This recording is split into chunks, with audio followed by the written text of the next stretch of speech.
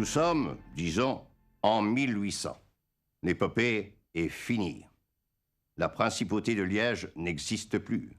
La cité n'est plus la capitale d'un pays, mais le chef-lieu d'un département, celui de l'Ourthe. Les Liégeois, devenus français, ont pour la première fois de leur histoire changé de nationalité. Combien de Liégeois désormais?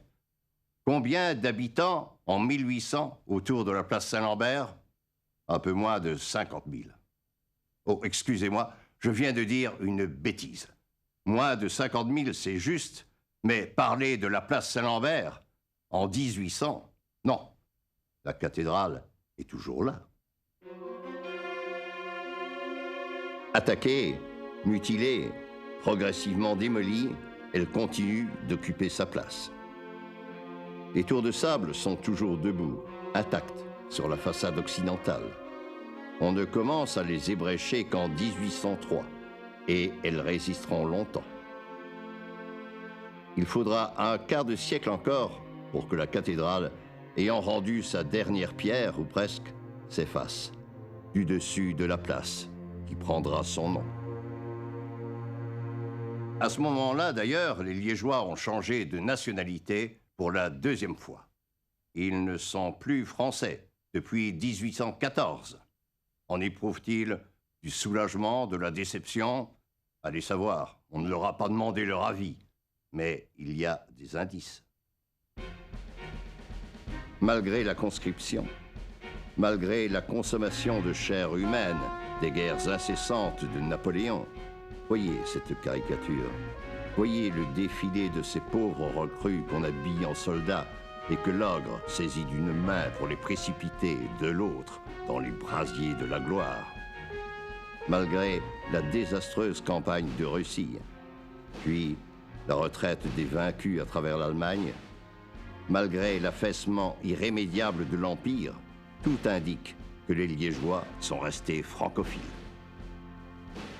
À quelques semaines de l'arrivée des Uhlans et des Cosaques, le dernier préfet du département de l'Ourthe affirme, dans un rapport officiel, la fidélité certaine des populations wallonnes dans leur ensemble et des Liégeois en particulier. Pour lui, la coupure linguistique est décisive. Il va jusqu'à écrire: la masse des Liégeois est française, par les mœurs et le caractère. Mais cette masse est enfoncée dans une impasse, bordée de tous côtés par des Allemands et des Flamands, qui portent au premier une haine vraiment nationale. Micou Dumont, novembre 1813. Haine nationale mise à part, je ne la mentionne que pour ne pas tronquer la citation, les historiens modernes qui ont étudié l'opinion publique de l'époque confirment la réalité de ce jugement du préfet. Mais les Alliés entrent en vainqueurs à Liège fin janvier 1814. Alors, quel sera notre avenir?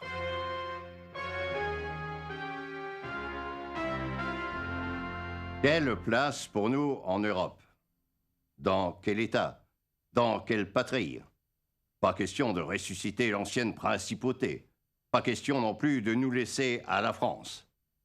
Les projets s'élaborent entre les puissances victorieuses, Russie, Prusse, Autriche, Angleterre. Ils s'élaborent ces projets et se transforment dans des congrès qui se tiennent à Vienne.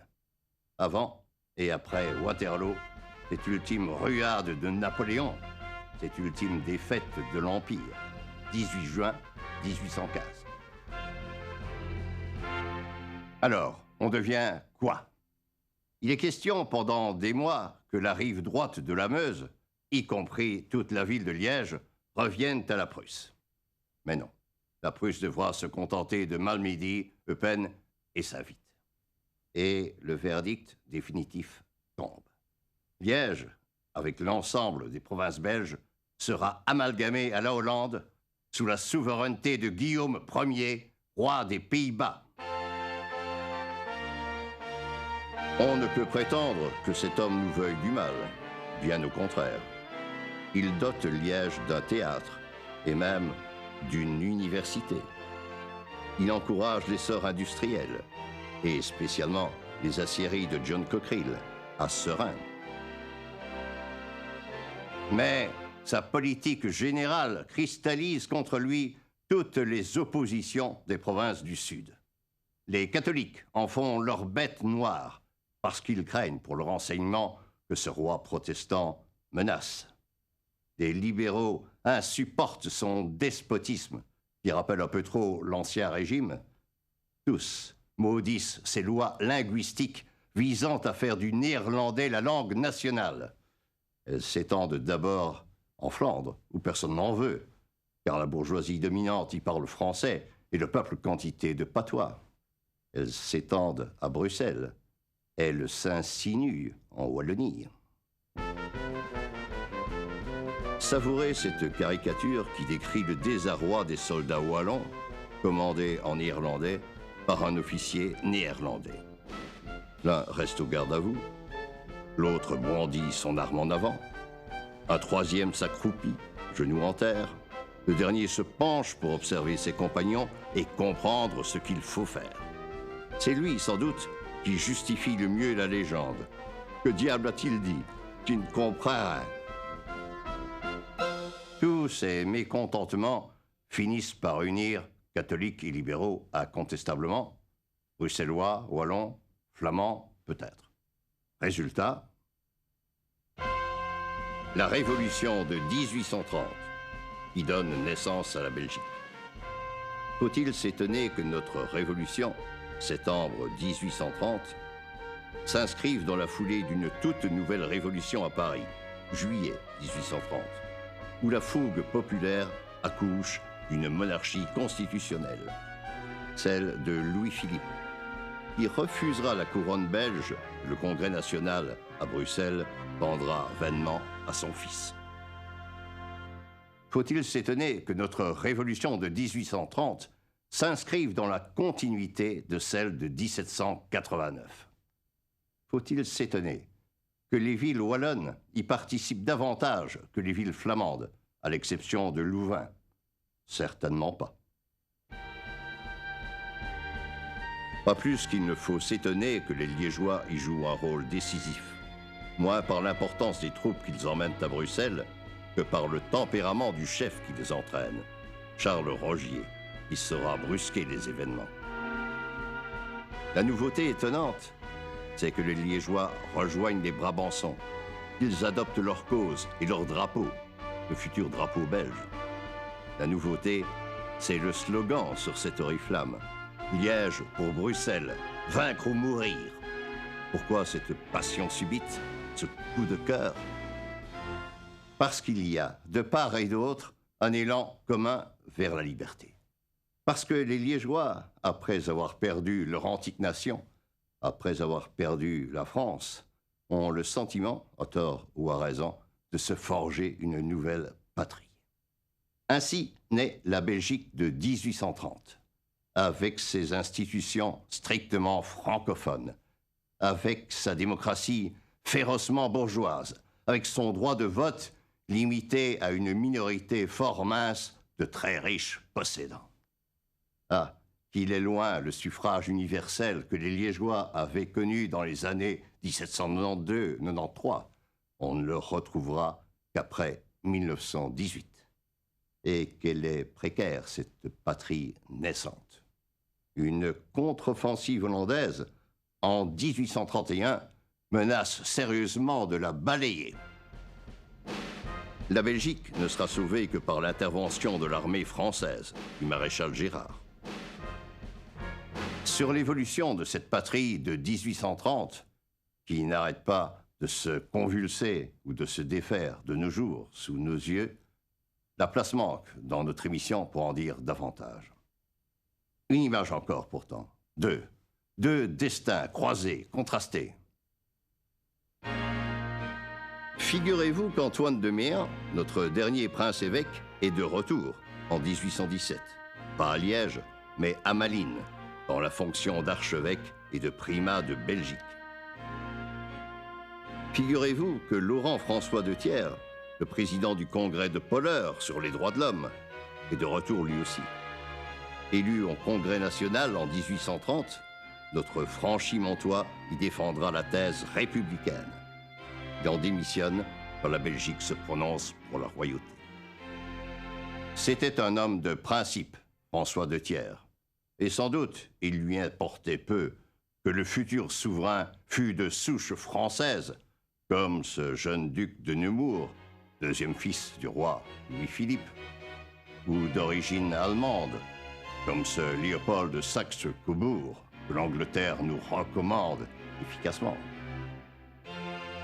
François de Thiers, il l'avait proclamé en 89, n'admettait d'autre souveraineté que celle du peuple. Tant pis pour lui. À propos, combien d'habitants place Saint-Lambert et alentour en 1830? Au moins 55 000. La place est inaugurée par le prince d'Orange le 20 septembre 1829. Tant mieux pour lui.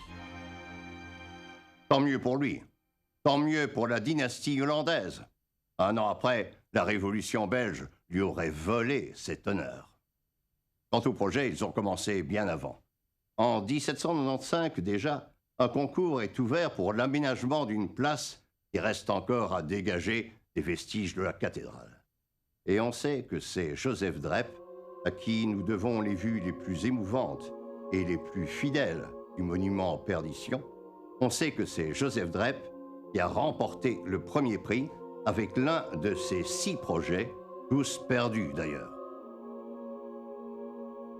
En trouve-t-on une réminiscence, une réplique dans ce temple de la liberté? Dessiné par le même auteur, effectivement destiné à Liège, ce temple aurait suffi à remplir la place Saint-Lambert et, du coup, à la supprimer. D'autres projets viendront par la suite, au XIXe siècle notamment. Aucun ne sera réalisé. Ce qui n'empêche pas que la place se transforme, qu'elle aille à son gré. Ce n'est pas elle qui constitue la grande affaire à l'époque, à Liège. La grande affaire, c'est de combler les innombrables voies d'eau qui découpent la cité et qui nuisent non seulement à l'hygiène, mais aux charrois, aux communications. C'est un problème que nous évoquions dès le début de la première émission. Voyez vous-même, voilà le site primitif, avec tous les bras de l'Ourthe et de la Meuse entrelacés.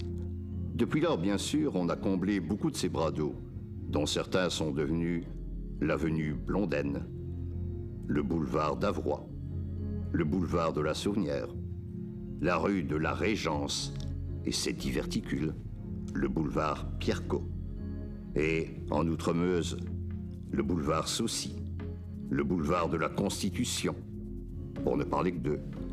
Mais ces comblements sont récents, modernes. La plupart, en effet, remontent au XIXe siècle. Certains, parfois, sont plus précoces. Permettez-moi de vous présenter quelques aspects de ce combat de la terre et des pierres contre l'eau. Jadis coulait ici un bras de Meuse. C'est devenu l'avenue Blondaine. L'église des Augustins, sur l'actuel boulevard d'Avroy, était jadis baignée par la rivière, fort navigable, comme en témoignent ces embarcations mollement échouées. Le quai d'Avroy a repoussé le cours d'eau à la fin du XVIIIe siècle. Il le repousse davantage encore en 1850. Le quai s'est élargi en promenade. Mais que regarde ce jeune homme tourné vers l'horizon? Les petits bateaux à voile? Pas seulement. L'arrivée d'un important navire à vapeur. Oui, ça doit être le Michel Orban. Le Michel Orban, avec sa cheminée et ses 2 roues à aubes, assure la navette régulière entre Liège et Serein. Capable d'aborder la mer, le Michel Orban s'amarre difficilement ici, en marche arrière, devant la statue de Charlemagne. Oui, vous avez bien vu, ce débarcadère tutoie Charlemagne. Nous sommes vers 1870, à l'emplacement du futur boulevard Pierrecot. Il faut savoir qu'on a creusé d'ici jusqu'au bas de la rue des Guillemins un bassin respectable, d'une largeur de 80 mètres, le bassin du commerce, pour servir de port à la cité. Port mal commode, mal adapté aux manœuvres de la marine. Et quand il sera comblé, en 1880, un site grandiose s'ouvre à l'enthousiasme des promoteurs immobiliers. Non seulement le boulevard Pierrecot, avec son conservatoire, mais au bout, en bordure de la Meuse, une fois de plus éloigné et rectifié, le somptueux boulevard Frère-Orban. Et surtout l'avenue Rogier, qui s'incurve avec les terrasses, face à l'étang et au parc d'Avroy. Quelle splendeur! Oh, le charme oriental du Trinquehaul dans son écrin de verdure. Oh, l'élégance du kiosque à musique voisin. Oh, la modernité des salles de billard à l'intérieur. Voilà le nouveau quartier chic de Liège. Il est resté d'ailleurs, avec ses façades un peu tarabiscotées, mais un ensemble harmonieux, homogène. Les règlements y veillaient alors, un peu oubliés aujourd'hui. Quartier de haut standing, conçu et construit pour une bourgeoisie opulente, que la révolution industrielle faisait fleurir. Bon, revenons un peu en arrière pour continuer à descendre la vieille rivière qui irriguait l'intérieur de la ville, de Blondaine, par le pont d'Avroy, jusqu'à l'extrémité de la Saunière. Voici le pont d'Avroy, réduit à une seule arche. Voici l'extrémité de la Saunière. Reconnaissez-vous l'endroit? À gauche, Saint-Jean. Au fond, Saint-Martin. À droite, le clocher de Sainte-Croix. Au pied de la rue Haute-Saunière s'étendait la place aux Chevaux. Là se trouvait le port le plus central de la cité. Un terminus aussi. Impossible au-delà de poursuivre la navigation. Et bientôt, le port va disparaître. Car le bras de la Saunière déjà s'est rétréci en un chenal étroit, bordé d'une promenade, d'où l'on pouvait prendre plaisir à fréquenter des cygnes et des canards. Bientôt envolés, cygnes et canards, le pavé a tout recouvert. Nous voilà place de l'Opéra désormais. Nous sommes en 1866. Bientôt viendront des rails et des trams. Mais quand l'inondation surgit, la rivière reprend ses droits, reprend son lit. Au cinéma Carrefour, on projetait Les femmes nues en 1926. Quelle audace! De l'extrémité de la Saunière, jadis, la rivière de Meuse rejoignait le fleuve par un delta confus, parfois torrentueux, impropre à la batellerie. Ainsi se terminait la grande boucle aquatique qui, depuis notre jet, et même avant, avait formé la géographie de l'île.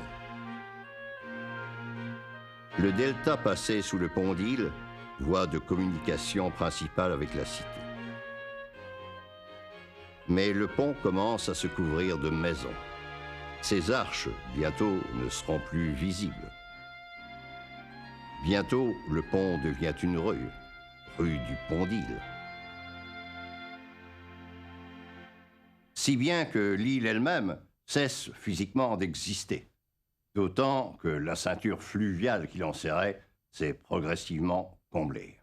L'île, à présent, fait cœur avec la ville. Une invention urbanistique en témoigne.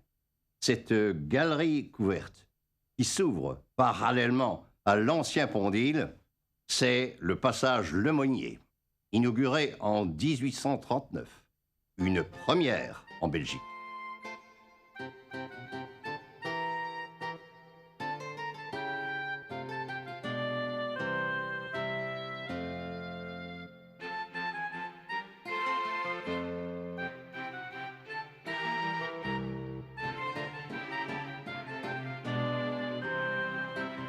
Mais la suite du delta, me direz-vous, car ici, nous n'avons pas encore rejoint la Meuse.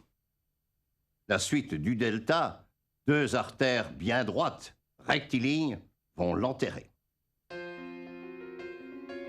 delta de pierre désormais. À droite, la rue de l'Université mène directement à la place du même nom. À gauche, la rue de la Régence, écrasant le bief Saint-Denis, son torrent et son pont, mène allègrement en Outremeuse, via la passerelle.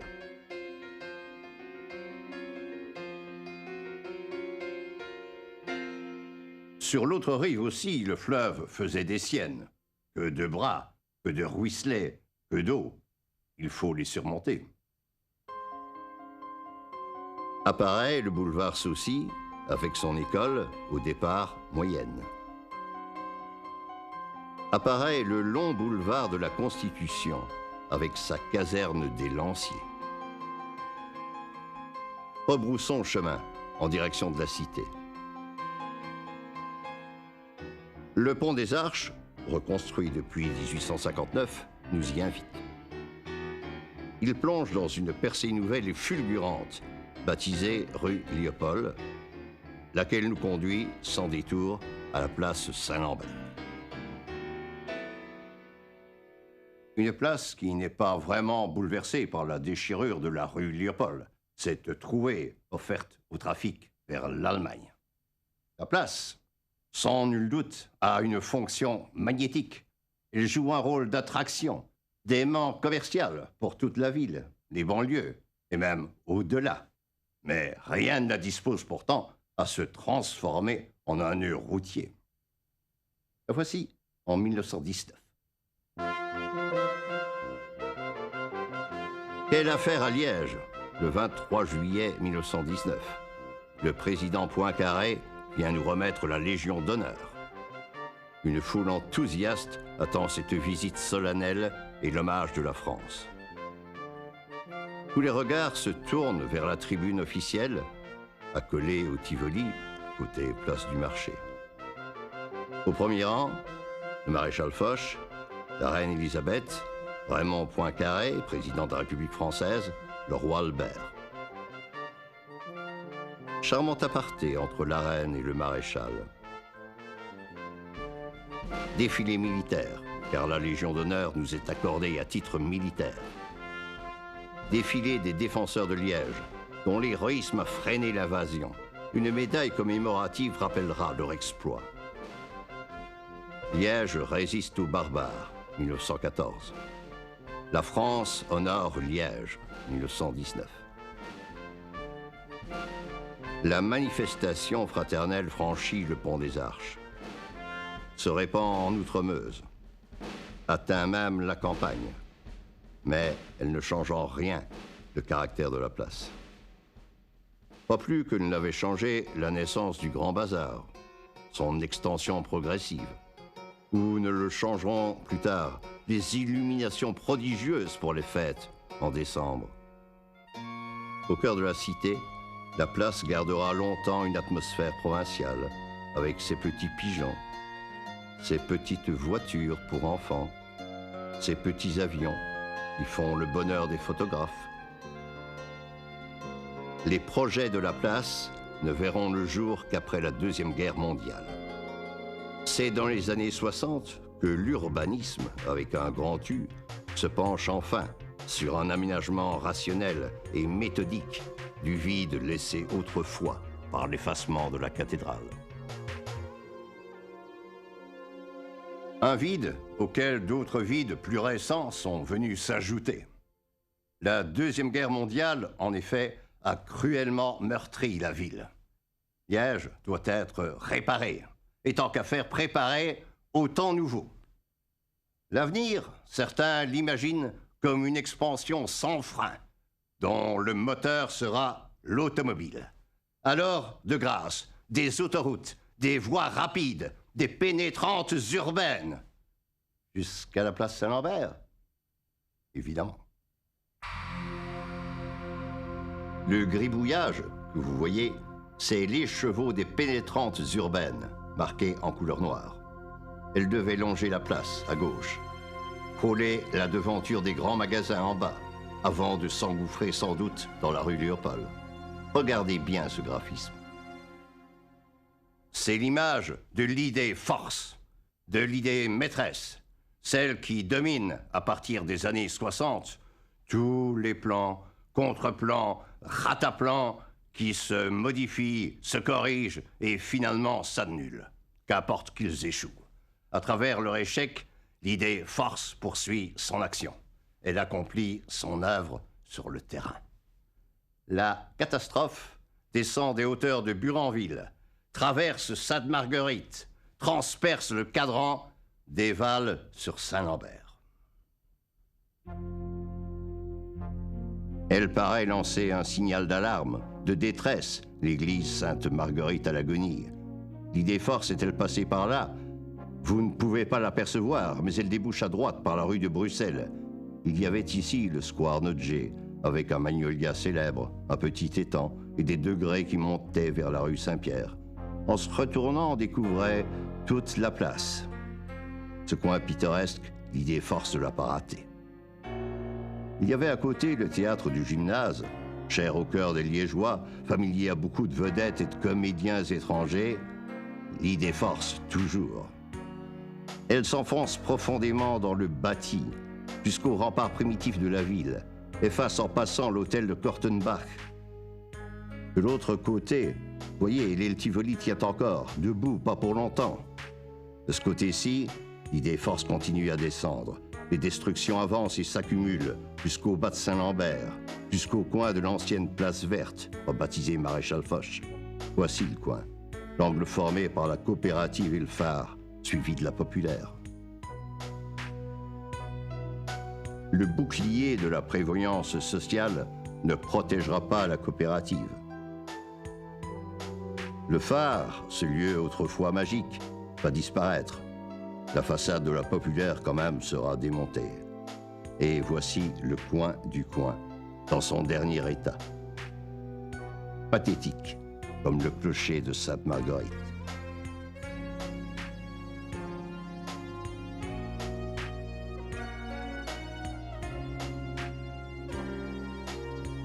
Bientôt, la place verte est complètement rongée à son tour.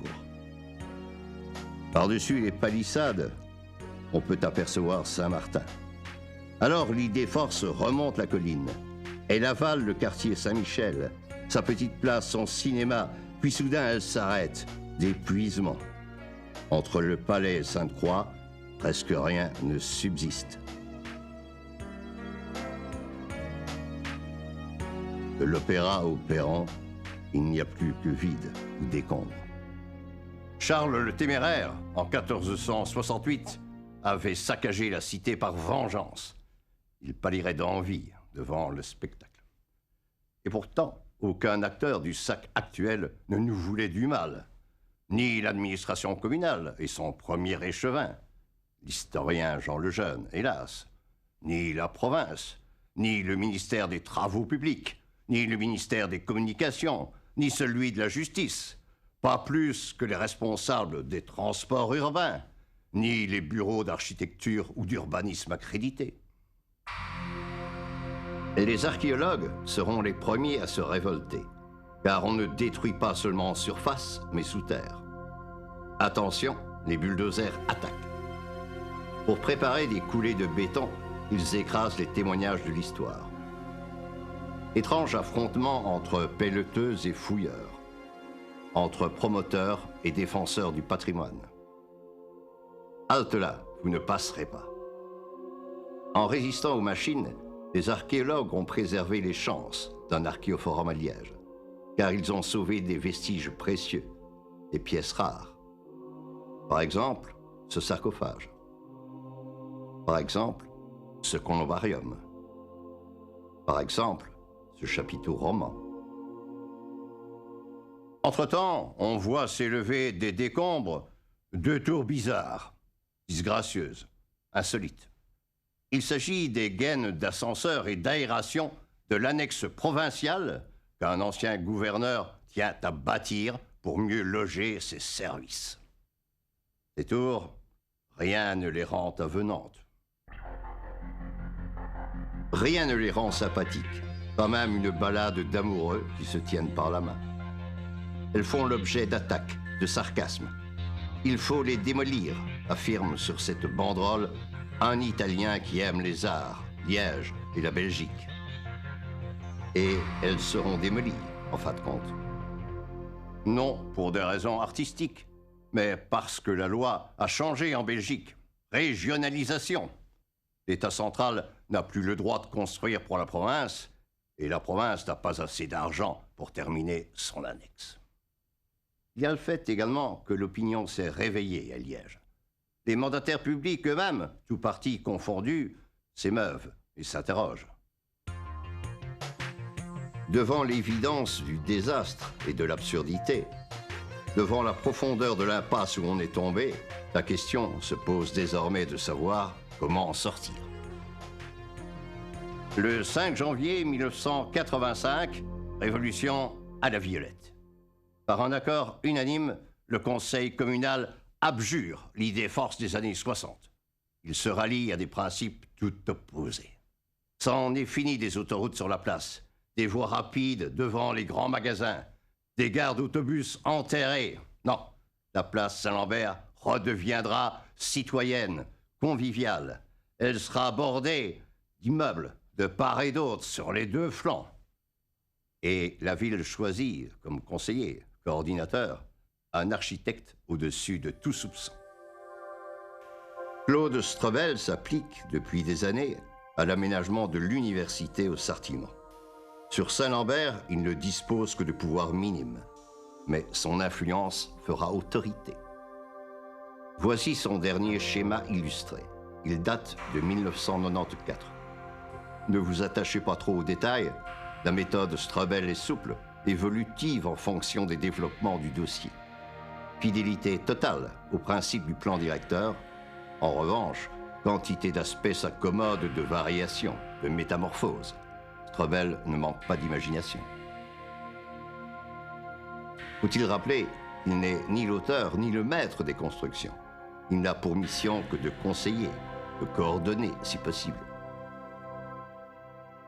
Cette fonction que la ville de Liège lui avait confiée en 1985, avec le soutien de la région, voilà 12 ans que Claude Strobel l'assume.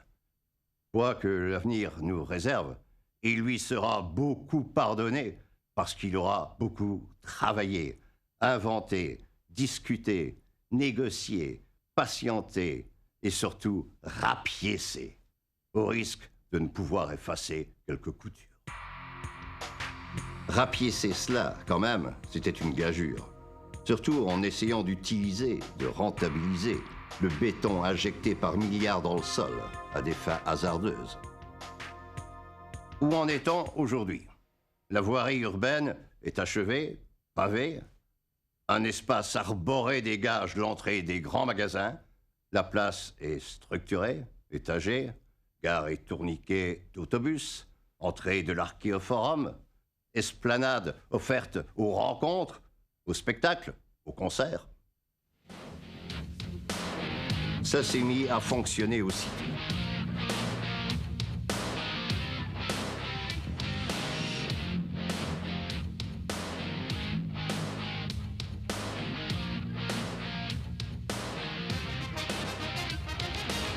En dessous, le parking terminé est utilisable. À l'ouest de la place, un nouveau quartier se bâtit, l'îlot Saint-Michel. Pour assurer la diversité, plusieurs architectes se sont partagés l'ouvrage.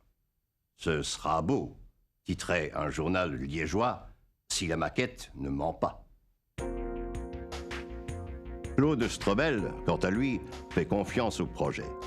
La façade tournée vers Saint-Lambert sera monumentale, mais agrémentée de cafés et de commerces, on l'espère.